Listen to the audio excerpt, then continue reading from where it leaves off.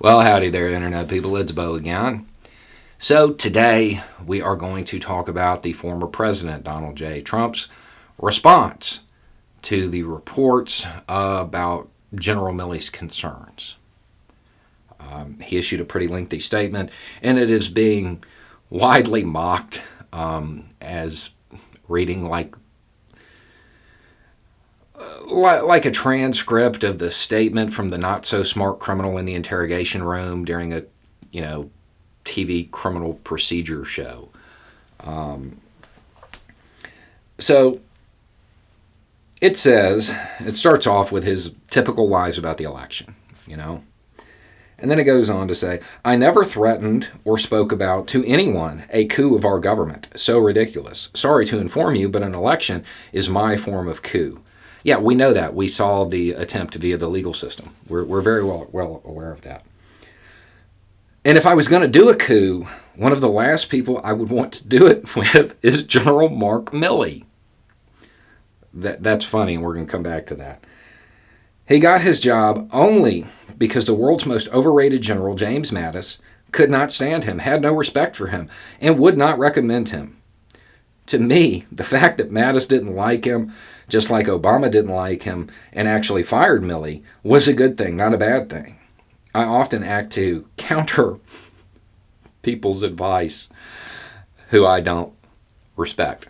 That's widely known in technical terms as being petty, by the way.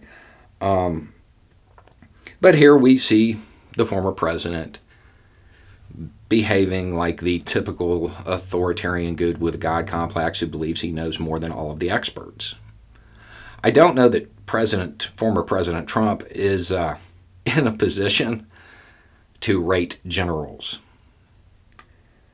And then he goes on, says he lost respect for Milley because he apologized for walking with Trump through that park. And then dog whistles about Confederate base names and talks about how Milley is in favor of changing them.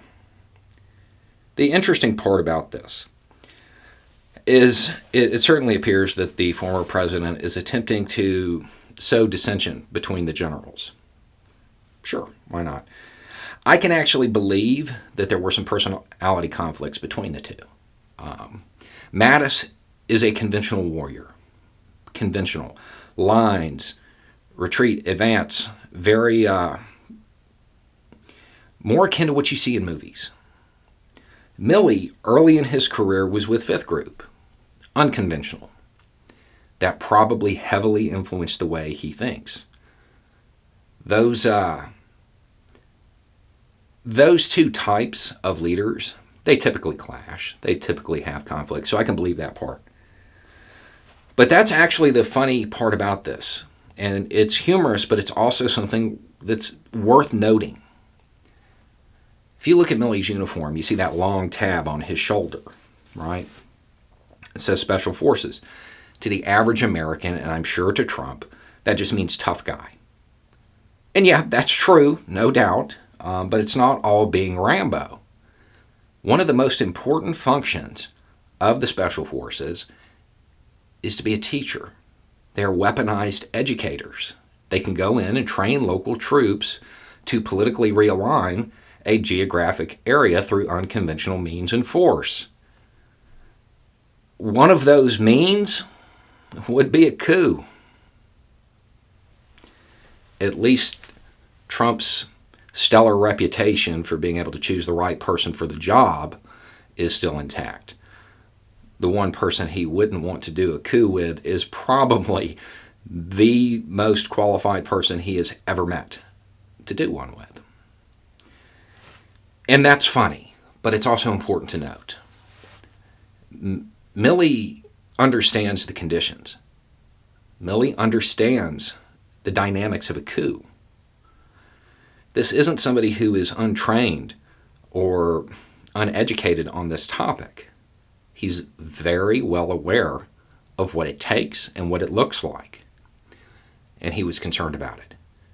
He was concerned about the former president staging a coup against the United States, so much so that he is reported to have conversations with his aides trying to figure out how to stop it.